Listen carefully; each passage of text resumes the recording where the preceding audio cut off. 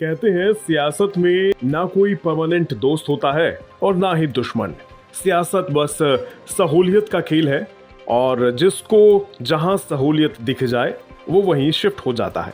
6 फरवरी की तारीख महागठबंधन और अखिलेश यादव के लिए कुछ खास नहीं रहा।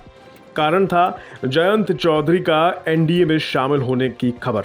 हालांकि इन दावों को लेकर आधिकारिक तौर पर कुछ नहीं कहा गया है, लेकिन इसको लेकर यूपी की सियासत तो गर्म हो ही गई है।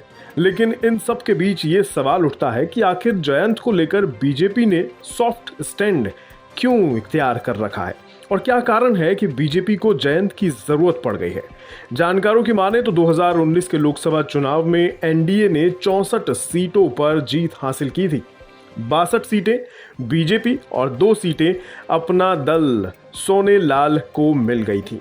इससे पहले 2014 के चुनाव में एनडीए ने 73 सीटों पर कब्जा किया था। बीजेपी को 71 और अपना दल सोनेलाल को 2 सीटें मिली थी।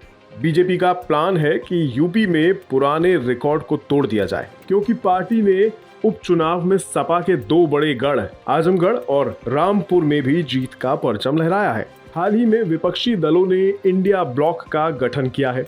इसमें सपा के साथ जयंत चौधरी की पार्टी आरएलडी भी हिस्सा है। आरएलडी का जाटलैंड में खास प्रभाव है, ये बात बीजेपी भी जानती है। बीजेपी नेतृत्व पश्चिमी यूपी में जीत का कारवां और आगे बढ़ाना चाहती है और आरएलडी के समर्थन से ये प्लान आसान हो सकता है। हाईकमान भी अलायंस की संभावनाएं तलाश रहा है। यही वजह है कि बीजेपी को आरएलडी का साथ लेने में परेशानी नहीं है। सीट शेयरिंग का फॉर्मूला भी आसानी से फाइनल हो सकता है। अब चलिए आपको आंकड़ों से समझाते हैं कि अचानक बीजेपी का जयंत के लिए प्रेम कहां से जाग गया और क्यों ये कहा जा रहा है कि जयंत चौधरी को साधना बीजेपी के लिए क्यों जरूरी हो गया है। दरअसल पश्चिमी यूपी में करीब 18% जाट आबादी है, जो सीधे चुनाव पर असर डालती है। यानी जाट समुदाय का एक मुश्त वोट पश्चिमी यूपी में किसी भी दल की हार जीत तय करता आ रहा है। 2019 के चुनाव में जाटलैंड की 7 सीटों पर बीजेपी को हार मिली थी। बीजेपी को मुजफ्फरनगर, मेरठ समेत 3 सीटों पर काफी कम अंतर से जीत मिली थी। अगर आरएलडी एडीए के साथ आ जाती है तो फिर बीजेपी की जीत की राह आसान हो जाएगी। ब्यूरो रिपोर्ट, यूपी तक।